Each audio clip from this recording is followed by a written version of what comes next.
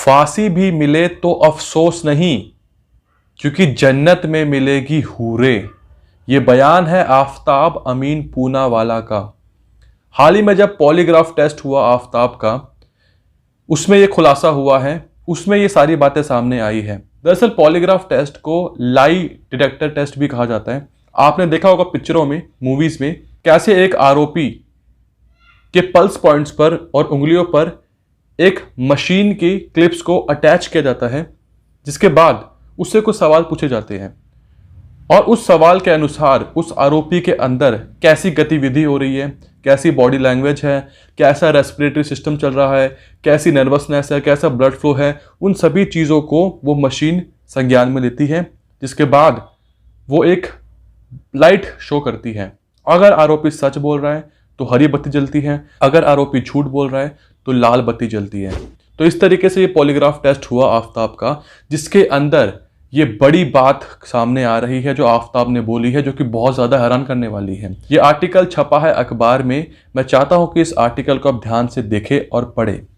इसमें लिखा है, लिव इन पार्टनर श्रद्धा की हत्या करने के आरोपी आफताब अमीन पूनावाला से पूछताछ व पॉलीग्राफ टेस्ट के बाद लगातार चौंकाने वाली जानकारी सामने आ रही है।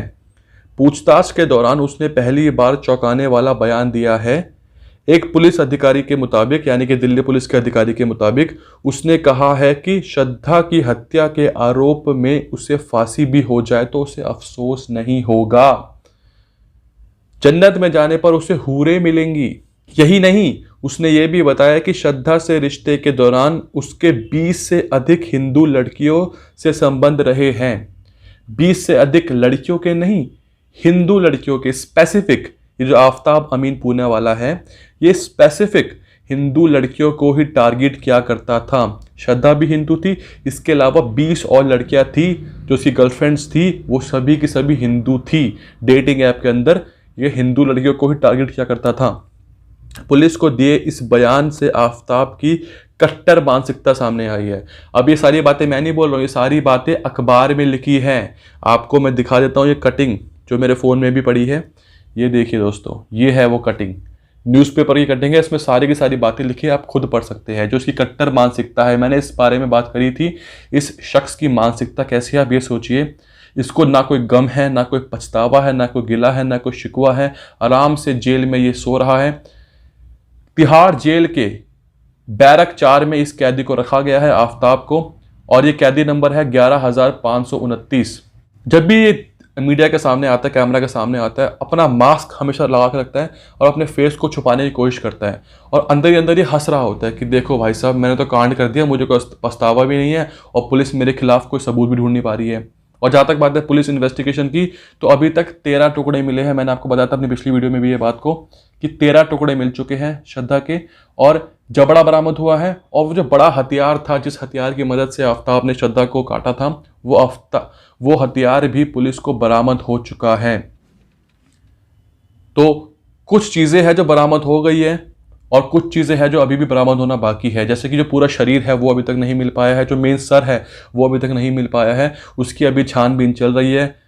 देखते हैं आगे क्या निकल के आता है। लेकिन जो बड़ी बात निकल के सामने आ रही है कि इस शख्स को, आफताब अमीन को, कोई पछतावा नहीं है।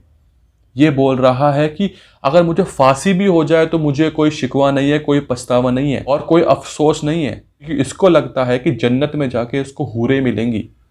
सोचिए, अपनी प्रेमिका, जो लड़की सब कुछ छोड़ छाड़ के हर किसी से लड़के ये बोलकर आई थी कि मेरा आफताब अलग है, वो वैसा नहीं है जैसा कि बाकी लोग कहते हैं, वो अलग है, वो डिफरेंट है। नहीं सिर्फ आफताब ने श्रद्धा के दिल के टुकड़े करे थे, उसको धोखा दे के उसके बाद उसके शरीर के भी टुकड़े कर डाले।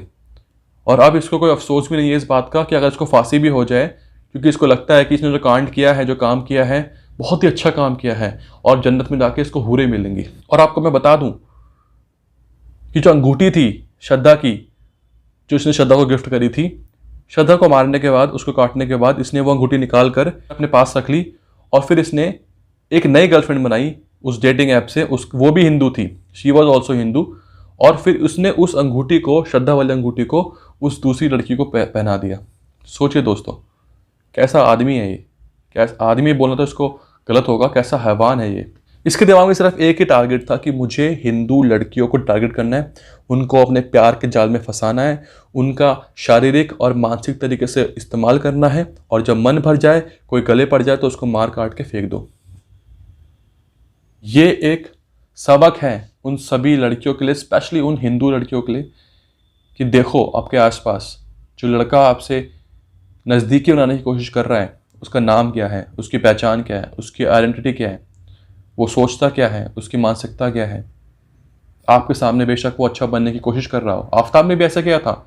इसके फेसबुक पर आप इसकी पोस्ट देख लो, बातें करता है ये वुमन एम्पावरमेंट की, बातें करता है दिवाली के पोल्यूशन की, बातें करता है ये फेथ की, बहुत सारी बातें करता था अच्छी अच्छी सो कॉल्ड, लेकिन जो उसकी रियलिटी थी वो तो आपके सामने अब आई गई है। मैं आपको आफ्ताब की उन अलग अलग लड़कियों के साथ फ़ोटो दिखाना चाहता हूं, ताकि आपके सामने एक प्रूफ भी हो जाए कि किस तरीके से लड़कियों को अपने जाल में फंसाता था। लड़कियों की आंखों को छुपा रहा हूं ताकि उन लड़कियों की आइडेंटिटी रिवील ना हो पाए, क्योंकि उनकी प्राइवेसी भी बहुत इंपॉर्टेंट है।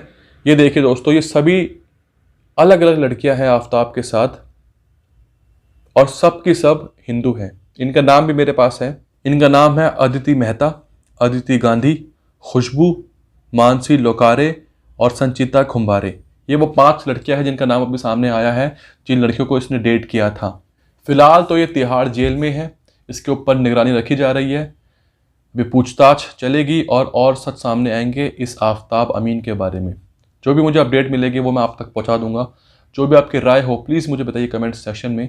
इस वीडियो को शेयर कीजिए ताकि उन सभी लड़कियों की आंखें खुले जिनको लगता है कि उनका आफ्ताब अलग है, जिनको लगता है कि उनका आफ्ताब वैसा नहीं है जैसा दुनिया वाले कहते हैं।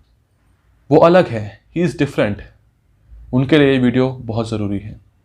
तब तक के लिए आप सभी का धन्यवाद।